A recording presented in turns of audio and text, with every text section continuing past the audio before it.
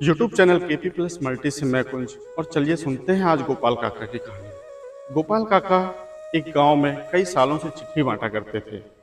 वो सारे घरों को अच्छे से जानते पहचानते थे। एक दिन गोपाल काका पूरे गांव में चिट्ठी बांटी और उन्होंने देखा कि शाम को एक ऐसी चिट्ठी जहां उन्होंने पहले कभी चिट्ठी नहीं दी हुई थी। पूछते पूछते गोपाल काका उस घर पे गए। गांव से थोड़ा दूर आगे एक घर था। वहां पे जब चिट्ठी देने गए तो उन्होंने दरवाजा खटखटाया और कहते हैं कि चिट्ठी आई है। तो अंदर से ऐसी लड़की की आवाज आती है कि ठीक है, आप दरवाजे के नीचे से डाल दीजिए।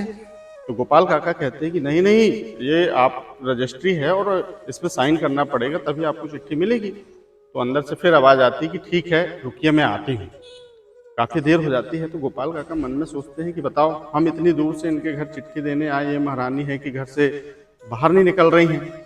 फिर से गोपाल काका अंदर आवाज लगाते हैं कि देखिए, मुझे और भी काम है, घर जल्दी जाना है, आप जल्दी बाहर आइए। तो फिर उसके थोड़ी देर बाद एक यूं ही 10-15 साल की लड़की दरवाजा जैसे ही खोलती है तो गोपाल काका के होश उड़ जाते हैं। वो अपने मन में सोचने लगती है कि मेरे मन में ऐसे विचार क्यों आए, क्योंकि एक 10-15 साल की लड़की जिसका एक पैर कटा हुआ था, जैसे तैसे वो घिसटते हुए बाहर आके दरवाजा खोलती है, चिट्ठी लेती है, साइन करके गोपाल काका चले जाते हैं। कुछ यूं ही 10-15 दिन के बाद एक चिट्ठी उस घर के लिए और आती है। गोपाल काका फिर जाते हैं चिट्ठी देने, दरवाजा खटखटाते और कहते हैं कि चिट्ठी आई है, मैं आज साइन करने की जरूरत नहीं है, मैं नीचे से ही चिट्ठी डाल देता हूँ। अंदर से आवाज आती है कि नहीं नहीं, रुकिए मैं आती हूँ।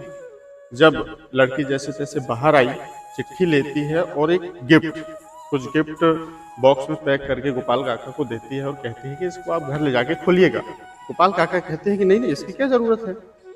लड़की कहती है कि नहीं नहीं, ये आपके लिए है, आप इसको घर ले जाके खोलिएगा। जैसे गोपाल काका घर जाते हैं और खोलते हैं, देखते हैं क्योंकि उसमें एक जोड़ी चप्पल थे। उन चप्पलों को गोपाल काका अपने सीने से लगा के बहुत रोते हैं और भगवान का शुक्रिया अदा करते हैं, उस लड़की का शुक्रिया अदा करते हैं, क्योंकि गोपाल काका उस गांव में कई सालों से बिना चप्पल के साइकिल में जाके चिट्ठी बांटा करते थे।